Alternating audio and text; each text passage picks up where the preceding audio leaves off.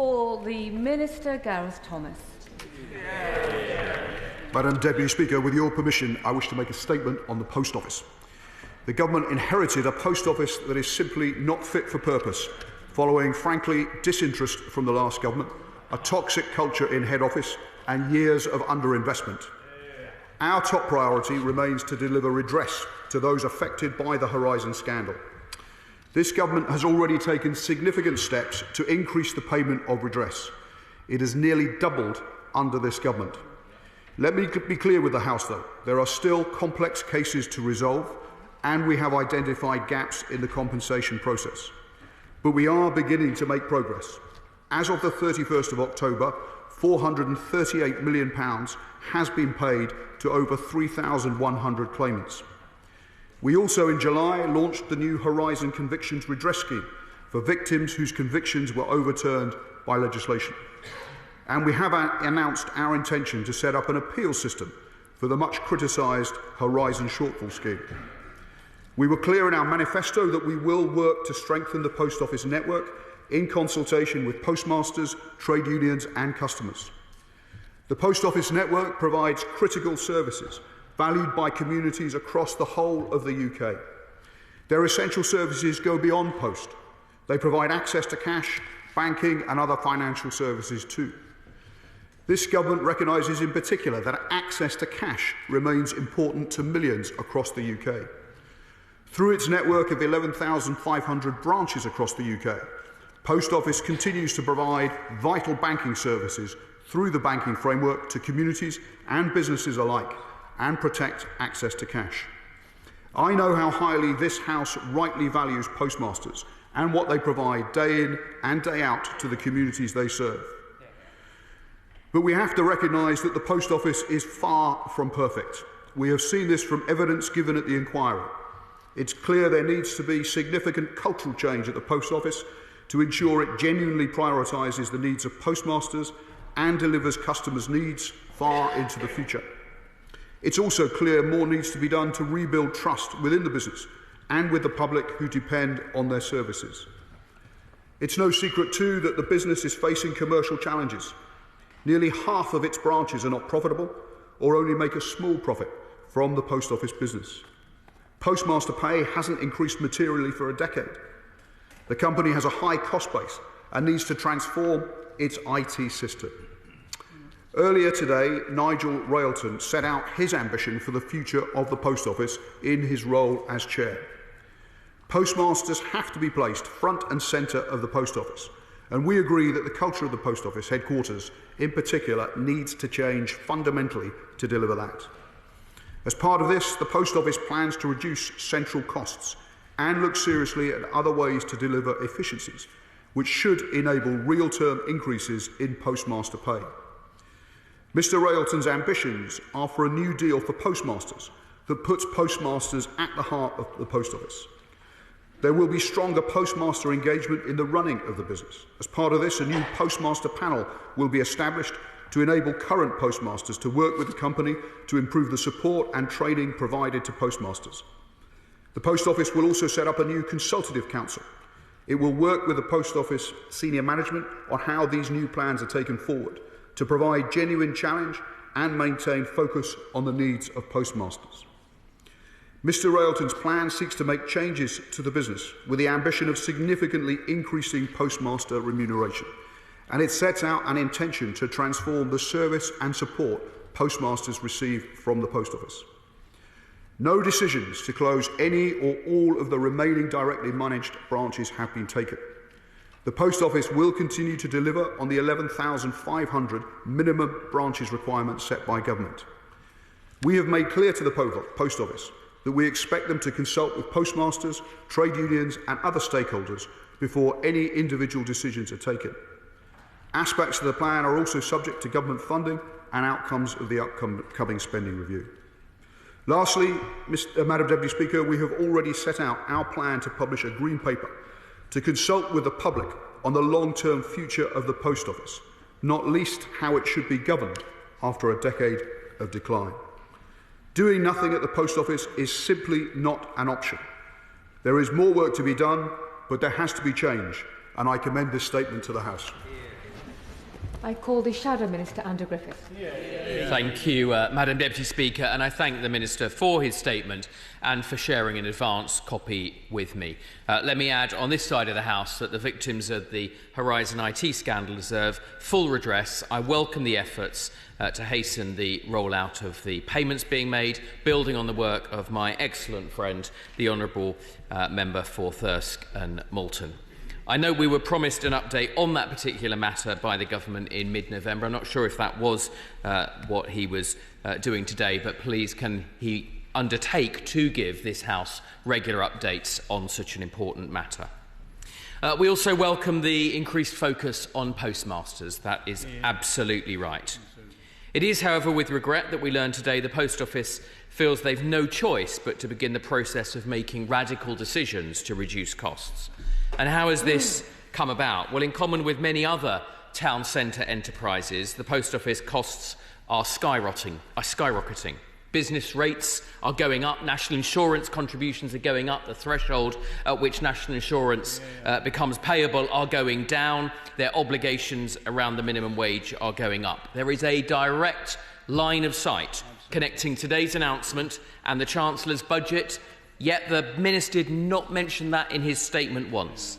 The Chairman of the Post Office himself said in his speech this morning that these changes have made business more difficult for Post Office branches, something for honourable members on the benches opposite to consider. Can the Minister guarantee the budget had no impact on this decision? Or since that isn't the case, does he acknowledge that this was the inevitable consequence of the burdens his government are placing on businesses large and small? Can the Minister tell us when he first knew of these plans set out by the Post Office today and whether he himself approved the Chairman's statement? As the Post Office Chairman noted, he made clear that these plans are subject to government funding. So can the Minister commit from the dispatch box today that that funding will indeed be coming and we don't face 6 months of uncertainty whilst those negotiations continue? And did his government do an impact assessment to determine the cost of the budget measures on the Post Office and other local services? If they did that impact assessment, will they publish it? And if not, why not? Were they worried about the result and that they would not like that? The measures in his government's budget were clearly now, and we see here today, a jobs tax. After today's impact, 100 high streets. Will he go back to the Chancellor and ask her to nix the increase? Madam Deputy Speaker, this news is yet another pasting in the onslaught for many rural communities. Thousands of our constituents in communities up and down the country will be waiting in trepidation today to discover the fate of their local post office. Those who rely on the Post Office are often the most vulnerable in society. What guarantees can the Minister provide that, unlike the family farm tax, this is not a further assault on rural communities from this government? It was under the last government that we entered into a new partnership with the Post Office to help millions of people access government services and support online, enabling them to visit a post office to confirm their identity in person. That guaranteed access to those without the internet that they would not be left behind. Can the Minister confirm that no withdrawal of government services currently provided through the Post Office will take place? Madam Deputy Speaker, for many, post offices also provide valuable, vital banking services. I'm proud of the role the last government undertook to launch banking hubs across the country, and it was a privilege to watch the focus from my right honourable friend, the member for West Worcestershire, working in the Treasury Committee to drive that forward, that lifeline for communities from Saltash to Kilkeel. It was encouraging to read in Nigel Relton's speech this morning the Post Office have committed to a significant increase in the number of banking hubs to 500 by 2030. We welcome that. However, the devil is in the detail, especially where this government is concerned. Has the Minister engaged with colleagues in the Treasury to discuss the impact of today's news on the banking framework negotiations, which are essential to underwrite that rollout of banking hubs? And what support will the government offer to secure the future of more banking hubs in areas that need them most?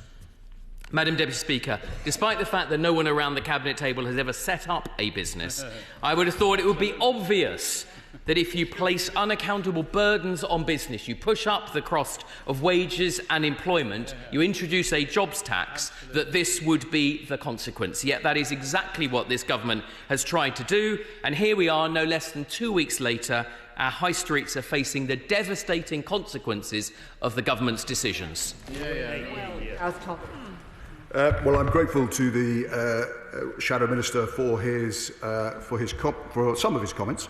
I'm happy to confirm that I will keep the House updated on work around the future of the Post Office, as well as, even more importantly, on the work to ensure that all those sub-postmasters who were the victims of the Horizon scandal get full and fair redress. And on that point, I should say at the outset that I have met a series of sub-postmasters who were victims of the Horizon scandal.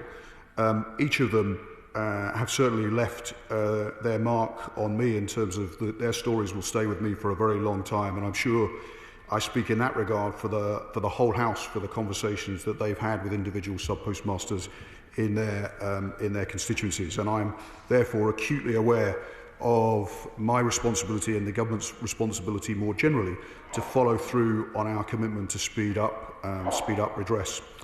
So I can say to the House that the number of cases that have been settled with full and fair compensation have nearly doubled in the 4 months since we came into government compared to the 4 months before. And we have taken a series of additional steps to try and make it easier for sub-postmasters who were the victims of the scandal to get full and fair redress quickly, not least fix some payments for those applying under the Horizon Shortfall Scheme, and similarly fix some payments under the Horizon Convictions Redress Scheme, which we launched back in July. On his wider points about the budget and its impact on the High Street, it did rather sound like he was replaying his lines from the budget speech last week, and I gently say to him that I recall him being the right-hand man of Kwasi Kwarteng, who helped to do huge damage to businesses up and down our country, helped to drive interest rates up to a record high for some 16 years. So I gently suggest to him that he will have some more work to do to be convincing on support for businesses going forward. There is one other issue in terms of the impact on the High Street, which I hope that he will be willing to take responsibility for going forward. In the last 14 years, over 9,500 bank branches closed. This has a considerable impact on the future of the High Street. Our plans with Nigel Railton to improve banking services, to roll out banking hubs, I hope will make a significant difference going forward. And on the budget more generally, I gently say to him, given the mess that his party had left the country in terms of the country's finances, given the lack of money that had been set aside for Horizon compensation, I do think he should be a little bit more honest in the House about his responsibility for the scale of the mess that we inherited. This is the Trade Select Committee Chair, Liam Byrne. Thank you, Madam Deputy Speaker. Today is the last day of the Horizon inquiry, and I look forward to working with you, Madam Deputy Speaker, and with colleagues across the whole House to explore what sanctions are appropriate for those who clearly misled us as this scandal unfolded. I look forward to seeing the Minister and the Justice Minister on Tuesday in front of the committee to explore how we make redress payments faster. But can I ask him now, it is surely right that we try and grow the top line of post office businesses, and that's got to mean that high street banks should be contributing more to that core business. What steps can he take in order to ensure that happens? Well, I'm grateful to my right honourable friend for his question, and I welcome the fact that the first act of his committee was to look at the issue of redress for sub-postmasters who were victims of the Horizon scandal, and will happily appear next week to talk through where we are at in terms of compensation payments. But he's absolutely right to say that one of the bright spots in terms of the future of the Post Office and the continuing commitment of its sub-postmasters, I think, is the brightest spot of the Post Office at the moment, is around banking. And there is quite clearly more that the Post Office could offer with the right support from the financial services industry to people on our high streets through banking hubs and directly through the Post Office. So we will work with the Post Office in that regard. I think there is a particular responsibility on the banks, given how many bank branches have closed, to work with the Post Office in a very constructive manner to improve the banking offer on the high street going forward. Spokesperson Sarah Gibson. Yeah. Thank you, Madam Deputy Speaker, and I also thank the Minister for his statement. Post office branches across the UK play a vital part in our local communities and high streets, with millions of people depending on them, especially in some of the more rural areas of the South West, like constituencies that I represent. News that these 115 branches and around 1,000 jobs could be at risk is extremely concerning, and I'm pleased to hear some of the Minister's reassurance on this. There is no doubt that the organisation needs a reform, but local communities cannot be left without the essential services post offices offer, especially as we see high street banks disappearing. The government must guarantee that the local services and the post office jobs are protected. We also urge that the government take action to set the post office on a sustainable footing for the long term. The Liberal Democrats have put forward a proposal for mutualisation of the post office, which would give sub-postmasters more independence and control. And we should be encouraging post offices to play a more active role in our local economies, acting, as mentioned by members previously, as community banking hubs and government hubs. These services and these offices are often the only non-digital place that a local community can go to for the DVLA services, for passport services, and often for payment of prepaid utility bills. And these are absolutely essential to some of our more elderly and more vulnerable residents. The government has announced that it's looking into a broader reform of the organisation and will produce the Green Paper next year. But can the Minister assure this House that these proposals, mutualisation and strengthening of the services provided by the Post Office, will be properly considered, and that we can assure that post offices are fit for the future? And Madam Deputy Speaker, one just last quick point. That's very clear. Minister. Well, I'm grateful to the honourable lady for her questions. Let me just re-underline, if you like, that no decision has been taken on any or all of the directly managed branches at this stage. I have to tell the House it is clear that they are significantly more costly to run than those post office branches that are run by franchisees. But we've made clear to the Post Office that as they look at those costs, they have to talk to postmasters, trade unions and other stakeholders going forward. On her more general point about the need for people in rural areas to have confidence that they can access the post office or a post office branch going forward, that is a point that is well understood within this department and across government. There's no decision to change the number of 11,500 branches that we're committed to run, or to change the level of funding that government provides to enable the post office to provide that network of post office branches across our country. I agree with her that the post office can do more. It's one of the reasons why we committed in opposition and are rolling out now in government more banking hubs, which the post office are going to run. I thought she made an interesting point about digital exclusion and the potential of the post office to do more in that regard.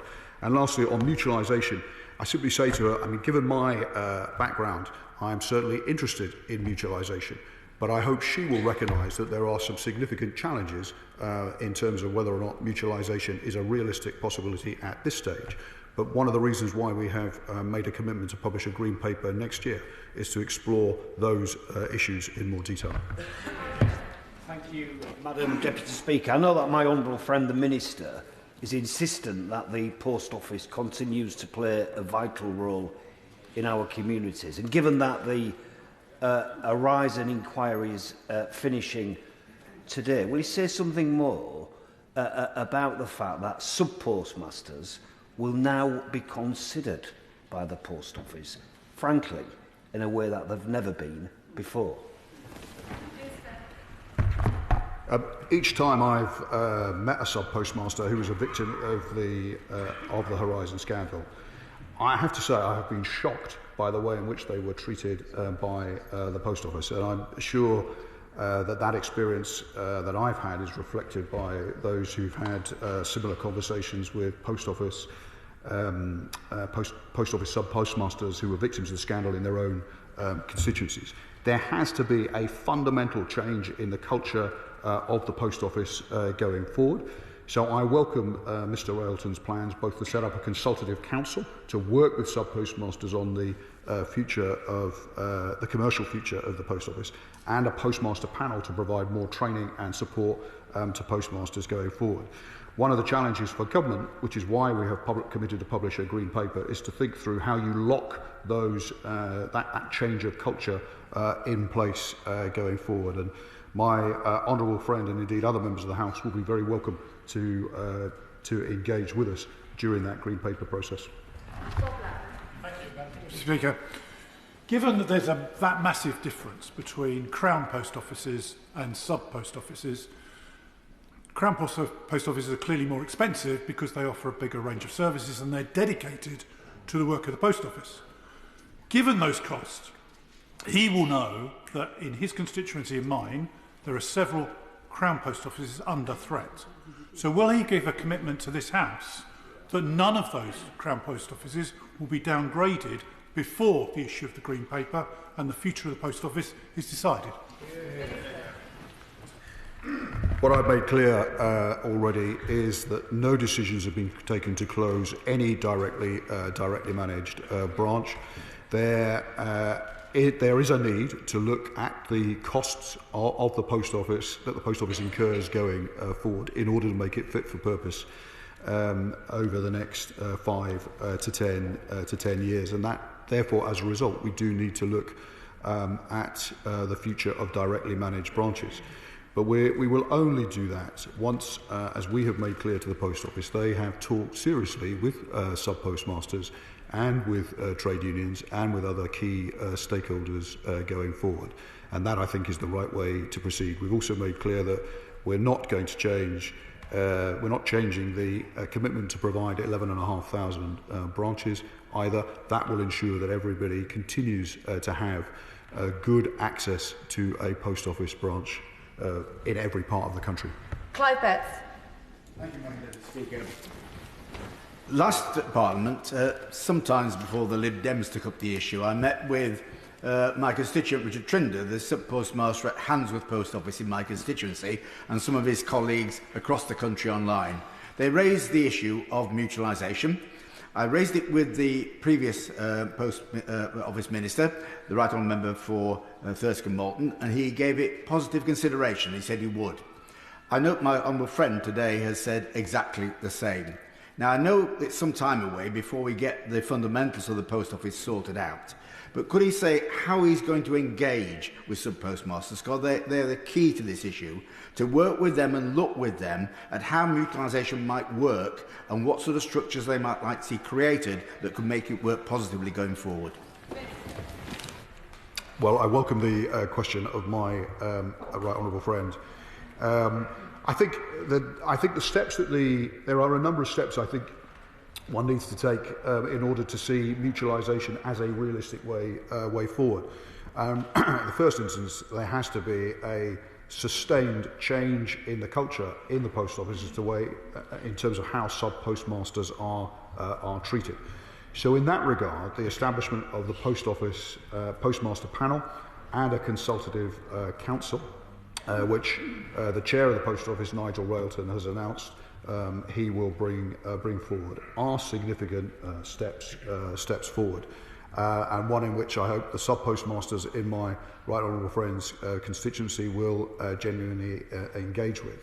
I don't think you can impose mutualisation. It has to be a process that is both comes up from the grassroots, as well as the government being willing to look at that option. So I think the changes that the Post Office senior management are looking to make in the first instance are a good first step in their own right, but have the potential for future positive change in a governance terms in the long run. And I genuinely encourage my honourable friend and his sub-postmasters to engage in the Green Paper process. Martin Vickers. Thank you, Madam Deputy Speaker. One of the post offices on today's list of potential closures is in Grimsby, where many of my constituents work and run businesses. The Minister rightly says that Crown Post Offices are more costly. I can assure him that the one in Grimsby, as an example, could easily operate in much smaller premises or in shared premises with other businesses in the commercial centre of the town. Can the Minister give an assurance that he will ensure that the Post Office look at operating out of alternative premises and cut their costs before considering closure? Well, one of the things certainly that we have made clear to the Post Office is, firstly, on directly managed branches, they have to talk to sub-postmasters, stakeholders and the trade unions about the costs that they see associated with those directly managed branches. We are committed to the requirement to make sure there is easy access to a post office branch for every community up and down the country. So making sure that the Post Office continues to talk to people who want to run post offices in their communities is absolutely something we have continued to encourage them to do so. Clive.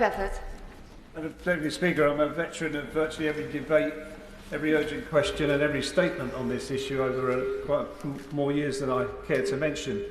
And I welcome the statement from my honourable friend, but it is disappointing to read some of the comments about the sub-postmasters about the process of applying for compensation, where you hear of people repeatedly being asked to provide the same information time and time again, that people are being asked for information that's 20 years old, questions they can't answer because the Post Office confiscated those documents and haven't returned them, and the solicitor that represents those postmasters saying that this system is designed to wear them down. Let's just gently ask my honourable friend, what can we do to improve this process for the postmasters? Well, my honourable friend makes a very strong and compelling case, and the criticisms that he's just articulated of the compensation process are ones that I've heard very directly from victims of the Horizon scandal and their legal representatives. We are looking at a series of further things that we can do to improve the compensation process. I would say we have moved more staff, for example, into the GLO compensation process to help try to speed up redress to those sub-postmasters, the remaining ones of which whose cases are more complex. Perfectly reasonably, people would want to see compensated as quickly as possible. On the GLO scheme, I'm optimistic that claims that come in before Christmas, that we will be able to see significant redress delivered to those victims of the Horizon scandal by March. Alistair Carmichael. Thank you very much, Madam Deputy Speaker. If sub-post offices are so much cheaper to run than Crown Post Offices, then the Minister may wish to reflect on the fact that that's probably down to the level of remuneration for sub-postmasters. And it's welcome that, notwithstanding what's in the press today, no decisions have been made, but it would be very reassuring to those people who rely on post offices and the staff who work in them, like in Chippenham, which is on the list of those to be considered for closure, could be told when that decision is going to be made.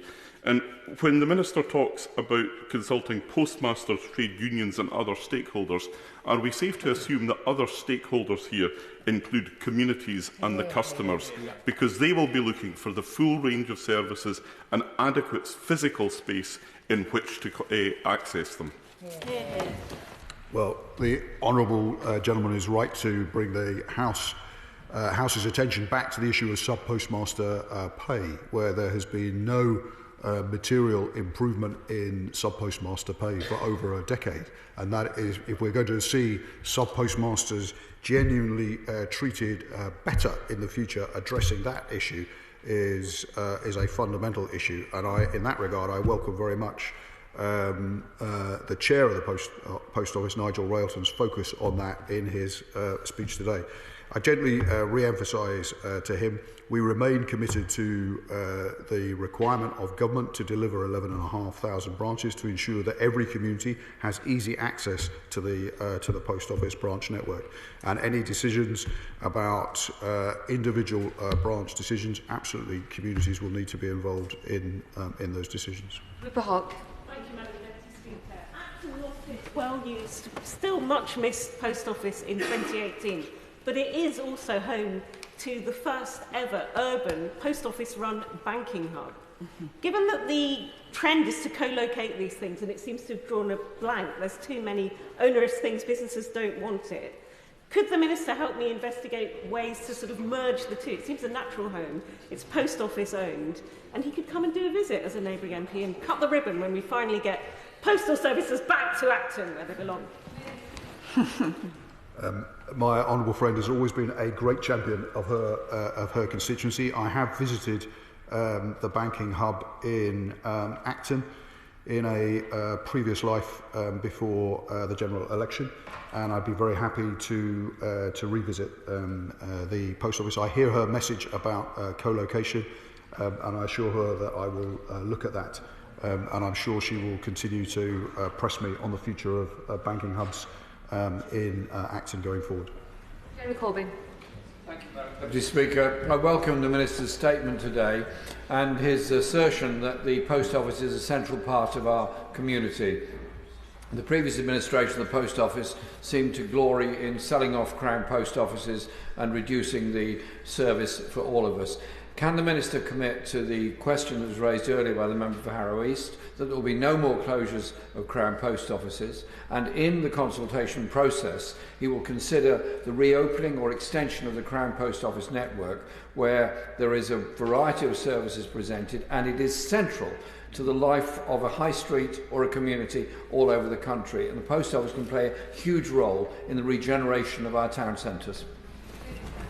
Well, I absolutely think my right honourable friend is right to stress the importance of post office branches to the future of all our communities. And in that regard, I think work, not least by some of the trade unions, highlighting the importance of banking services going forward. I wish that had been given more attention by my predecessors. With due respect to the heckling from the front bench opposite, it's fallen to this government to roll out banking hubs in a more significant way forward. On his point about, more generally about directly managed branches, as I have already said to the House, given that they cost significantly more to run, it's right that we look at those costs. No individual decisions have been taken, and we have made clear to the Post Office that they need to consult with sub-postmasters directly, with trade unions and with other stakeholders. Chianwara. Thank you, Madam Deputy Speaker. The Post Office Horizon scandal is probably one of the greatest miscarriages of justice in our history, and I congratulate the Minister in the progress that the government has made on speeding up compensation payments to postmasters.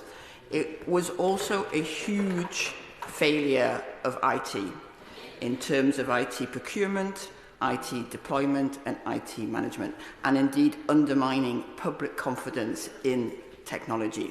What steps is the Minister taking to ensure that Fujitsu are held accountable, that the lessons are learned, and that in the future post offices have the excellent, fantastic technology that they need to support them in their important community role.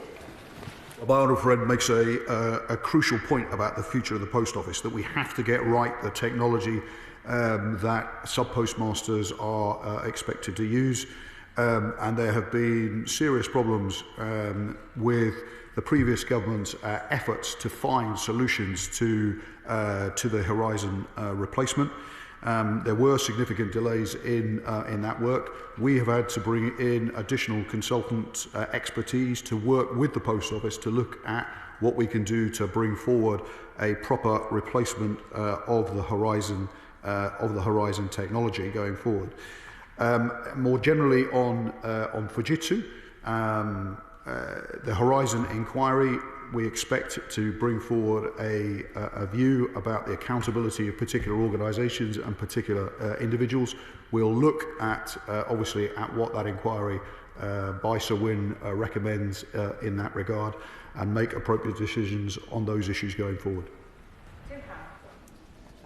Deputy Speaker, we are deeply alarmed that Kendal Crown Post Office appears on this at-risk list. 3 years ago, the previous government, the previous Post Office Limited administration, also threatened Kendal Crown Post Office with closure. We won our campaign to save it, in part because Post Office Limited conceded there was not space in W.H. Smith's in Kendal to take the post office. That has not changed. And likewise, that Royal Mail may lose their Kendal sorting office as a consequence of a closure. That has not changed either. What has changed is that 2 more high street banks, Halifax and Lloyd, have deserted Kendal Town Centre on the basis they claim that, well, we've got the post office down the road and they will be able to take up the slack. So isn't this the time to give guarantees to post offices like Kendal that they will remain a Crown office for the foreseeable future to support our town and our economy? Yeah.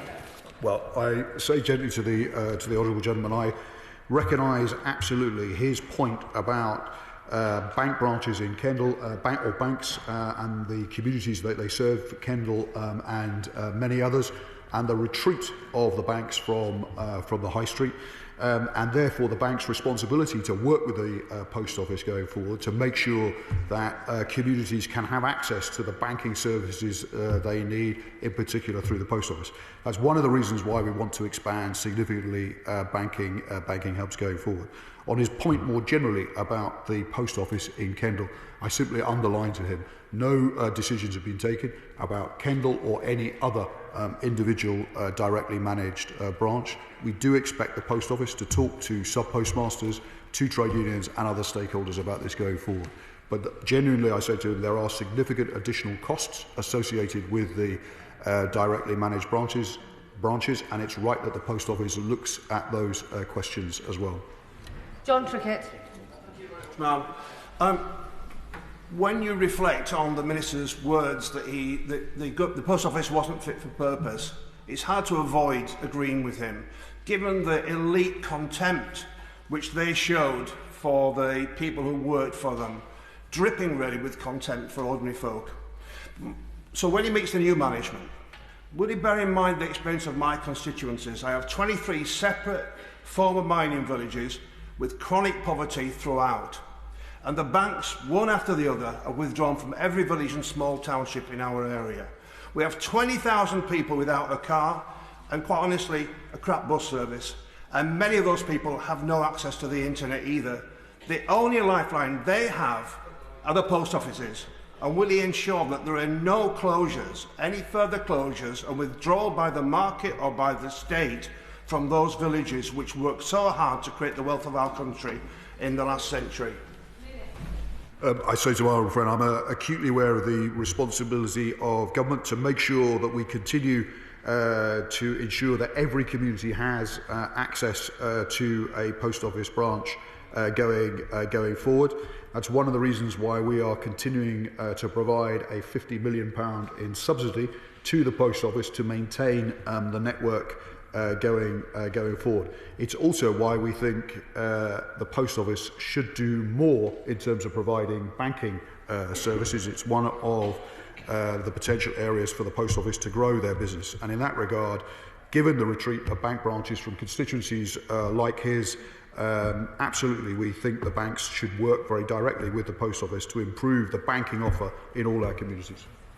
It would help if the Minister occasionally looked at the chair and kept his answers short. We can get everybody in. Sir Gavin Williamson.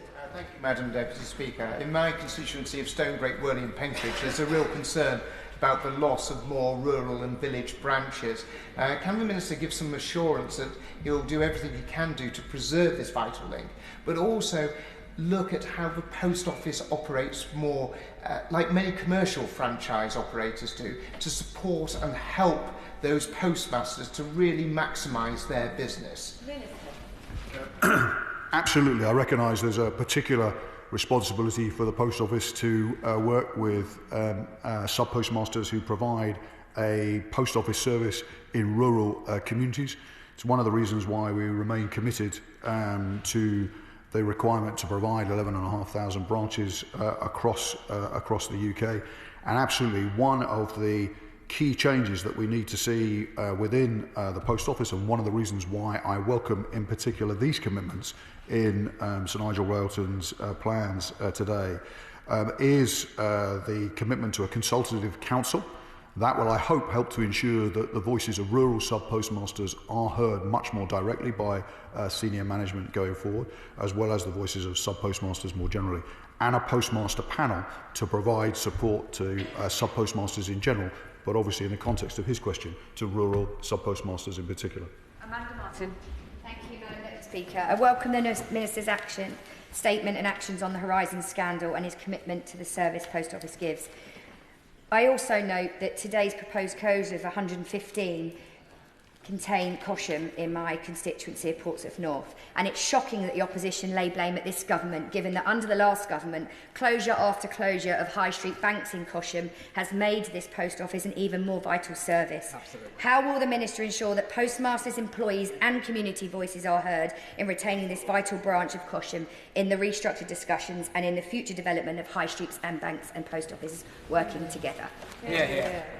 Well, I'm grateful to my honourable friend for her question, and I hope I can assure her that when we publish our green paper on the future of the post office next year, I very much welcome the voices of sub-postmasters from Portsmouth as well as the rest of the country in helping us to think through some of the longer-term questions around the future of the post office.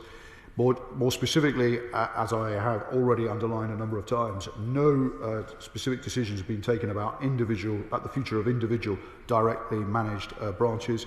We do expect the post office to look at all its costs going forward, but also crucially to consult with sub-postmasters, to consult with trade unions, and to consult with other stakeholders. Chris Law. Deputy Speaker, people in my constituency and across Scotland want a post office network where they can access critical and essential government services like the pension, and more frequently, as we've heard across this House, about the ever-increasing number of banks that continue to close. So I'd say it's welcome the post office minimum branch level of 11,500 is going to be there, but I've heard little from the UK Government about individual branches other than consultation. We need more than that, guarantees. And so the people across Scotland really want to know what you're going to do to step up to that. And given the fact that we've just seen over 100 closures today, did the government play any steps at all in this? And if so, why if not, why have they not been delayed till after the Green Paper has been published? Well, perhaps the honourable gentleman didn't fully hear my answer initially. There have been no decisions to close any individual branch or directly managed branches in total. As I have said, though, there are significant additional costs that come with running a directly managed branch as opposed to running a post office franchise. And it's right that the post office look at those costs. Perhaps there's a point similar to the point that was raised by the right honourable gentleman opposite. We recognise the responsibility to provide post office services so that every community in Scotland, in terms of the particular interest that he has, but in general across the United Kingdom, so that communities can have easy access to post offices going forward. That hasn't changed and won't change going forward. Thank you, Madam Deputy Speaker. I'm very pleased to hear my honourable friend's statement today and to hear discussion around the important role that post offices play in the operation of banking hubs Our banking hub in Ware is incredibly important to our community, and I thank the Honourable Member for visiting their temporary site earlier this year.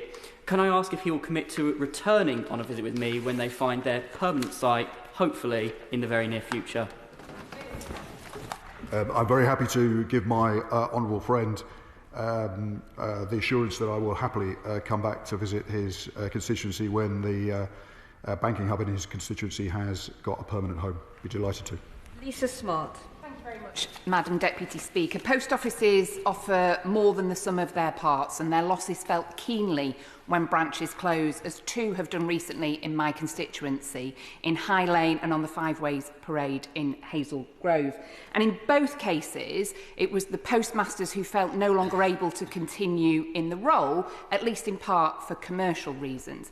So will the government take this opportunity to look at how to strengthen the role of post offices in our communities, offering even more local services, opening up new funding opportunities to keep these vital services in our communities?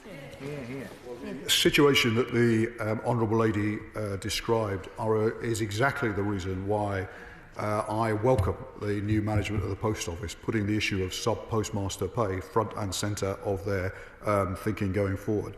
Because if we don't do something to shift sub-postmaster pay upwards, then we will see more sub-postmasters making the sorts of decisions that she has just described. So we do have to do something urgently to address that. And in that regard, I think the Post Office management and chair have are rightly homing in on that question as fundamental to the future of the Post Office. As I've already underlined, I think there's more the Post Office can do on banking. That view is certainly shared by the Post Office senior management team, and we're working very directly with them to see what more can be done in that regard. If everybody participates in short questions and short answers, Ministers, we can get this done in the next 15 minutes. Peter Swallow. Thank you, Madam Deputy Speaker. My constituents in Crowthorne are rightly proud of our high street, but with no direct access to banking services or a post office branch on that high street, they struggle to access vital services. Does the Minister agree that today's announcement highlights the need to roll out more banking hubs while setting out a viable future for post offices so that communities like mine can get access to the vital services they need? I absolutely agree with my honourable friend that we need to see the faster rollout of banking hubs, given that the party opposite sat back and did nothing while 9,500 bank branches closed. The urgency of the task of rolling out banking branches and improving the banking offer through the Post Office is very acutely felt by my department. Thank you, Madam Deputy Speaker. The Post Office in Bexhill provides vital banking and other services to my constituents, and I've already been contacted by people concerned about its possible closure. Can the Minister ensure that the consultations he keeps mentioning include local communities and service users? And can he also guarantee, if they've made a manifesto commitment to strengthen the Post Office network, that nothing will be done to reduce the scope or timing of the availability of services to my constituencies by the Post Office? I can be absolutely clear with him that when I said that no decision had been made on any individual directly managed branch, that is absolutely true. And we're also clear that sub-postmasters, trade unions and communities would have to be consulted about the future of directly managed branches going forward. In terms of services more generally, we want to see an improvement in the services that the Post Office are able to provide. It's one of the reasons for our work on banking services with the Post Office going forward. Luke Charters. I recently met 2 constituents who are yet to receive compensation as former sub-postmasters. I felt their pain, and I felt that their pain was being compounded by the long drawn-out process, driving actually mental anguish for them on a daily basis. Exactly. Can my honourable friend update the House on when the appeal system to the Horizon Shortfall Scheme will be up and running? We expect the appeals process that we announced for the Horizon Shortfall Scheme to be up and running soon. Realistically, probably early in the new year. I just gently say to my honourable friend, I share his deep concern that there are so many sub-postmasters who were victims of the Horizon scandal who are still to receive their compensation and full and fair redress. We have seen an increase in the numbers getting getting redress going forward, but there is more work to do, and it's a challenge that, as government, we are very much focused on. Deputy Speaker, a street in my constituency will lose its main high street post office in early 2025. There is a new listing for another post office, but questions around its viability will now obviously arise. So can the Minister tell me how he will ensure the post office is secured on a long-term sustainable footing to reassure my communities, rural communities like mine, that the vital high street services that they rely on will be retained? So there are a number of elements, I think, to securing the future of the post office. Firstly, we have to look at the commercial operation of the post office, which is why an improvement in the banking offer that is available through post offices, and the commitment of the banks to work with the post office to roll out banking hubs going forward is so important. We also have to look at how we can increase sub-postmaster pay, so that there are more people willing to come forward to run post office branches going forward. And thirdly, we have to look at the costs that the post office has and how they can be better managed going forward. Tristan Osborne. Thank you very much, Mr. Deputy Speaker. Can I welcome the Minister's statement this afternoon? In the changing context of banking hubs being looked at across the country, does the Minister agree with me that we need to pursue this very aggressively and assertively, and also look at shared provision with local councils, for instance, use of libraries and other centres where we can spread that cost and keep these essential services open where possible? Madam Deputy Speaker, I'm absolutely open to any idea that will help to speed up the rollout of banking hubs. I recognise their crucial importance for communities up and down the UK, and if he has particular ideas in that regard, very happy to talk to him separately. Steph Ackroyd. Thank you, Madam Deputy Speaker. I'm very pleased that Horning Post Office in my constituency will be reopening later this month. Following months of hard work by the local community, it shows that in rural North Norfolk there's an important future for our local post offices, and that future includes supporting bank hubs in our market towns, and the people of Holt are looking forward eagerly to the opening of theirs very, very soon. Can the Minister tell me what his personal vision is, however, for the future of the post office, and if that includes supporting vital local services in our rural areas? Well, I'm delighted to hear the news about a post office branch opening in his constituency. I know it will be of great comfort to his constituents that it is there.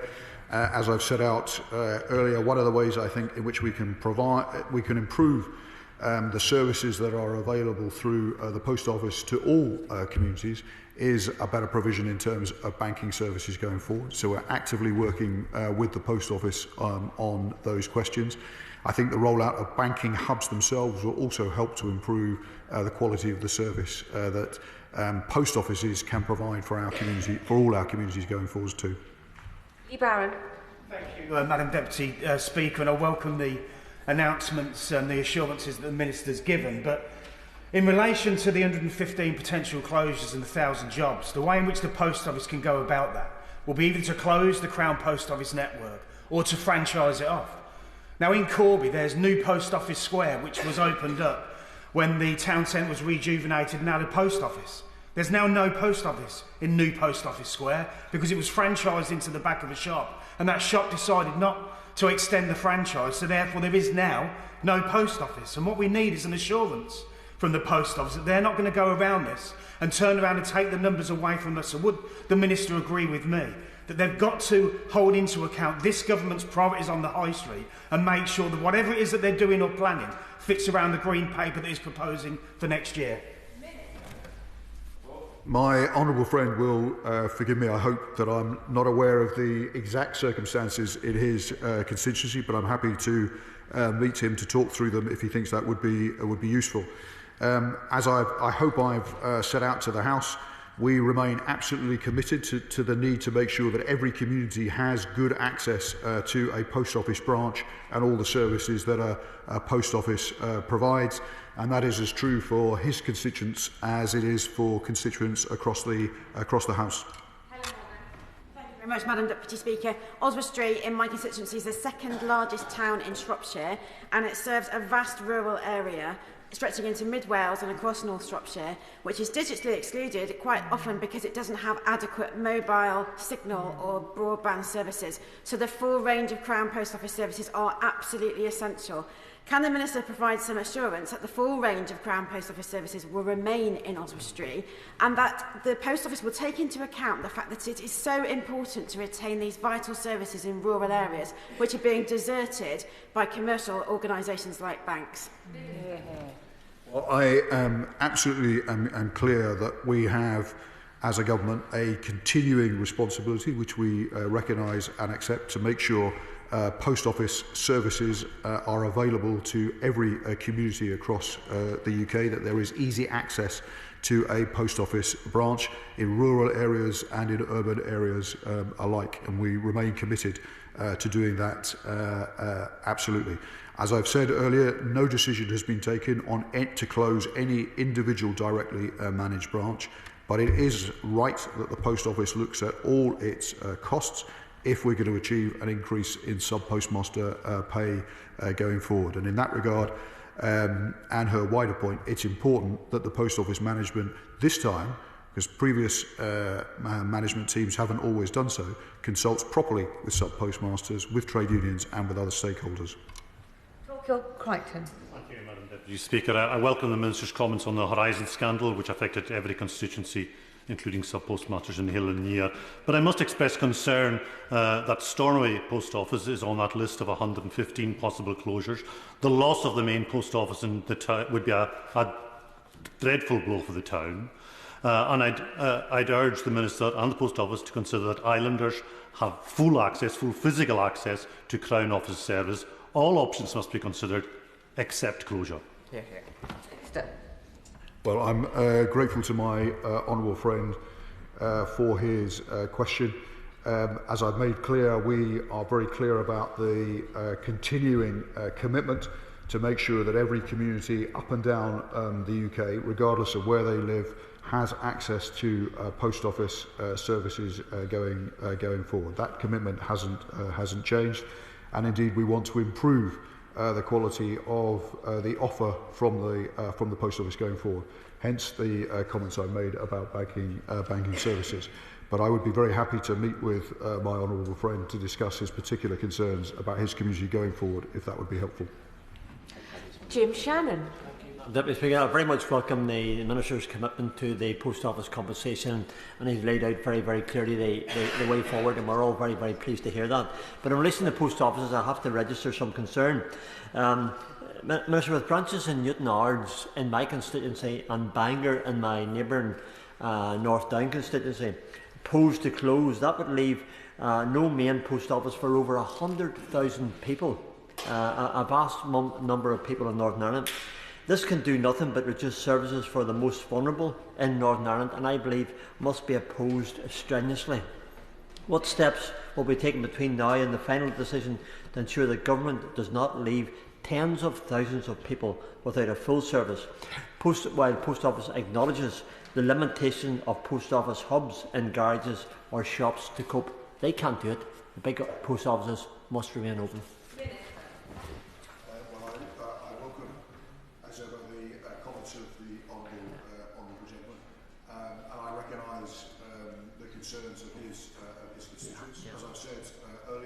Remain absolutely committed to ensuring that every community does have good access to post office services going forward, and that no decision has been made about an individual directly managed branch closing, or indeed about all directly managed branches closing. But if we're going to achieve the objective of putting the post office on a genuinely sustainable future going forward, if we're going to increase sub-postmaster pay going forward, then we do have to look at the costs across the post office going forward, and how we can genuinely deliver to all communities a better future for the post office. And we are doing that, but I am conscious of the point that he has, the very strong point that he has made today about his particular constituents. Final question, Mark Seward. Thank you, Madam Deputy Speaker. Residents in Morley are extremely alarmed that the Morley Post Office on Queen Street is one of those that is potentially scheduled to close. Queen Street is the beating heart of Morley, and many people come into the town centre just to use the services at the post office before going on to other shops. Now, we've had bank branches leave our town too, and on the way out of town, they pointed at the post office and said, "Don't worry, you've got services there." Well, now we are worried. Will the Minister restate what he's said several times already, that no decisions have been made on closures, and will he meet with me to talk about the future of the Morley Post Office and what we can do to keep it functioning? I will very happily meet with my honourable friend. As I have said already, no decision to close an individual directly managed branch, or indeed directly managed branches in full, has been taken. It is right that the Post Office looks at the costs of providing directly managed branches going forward, if we're to achieve the objective of putting the Post Office on a sustainable footing.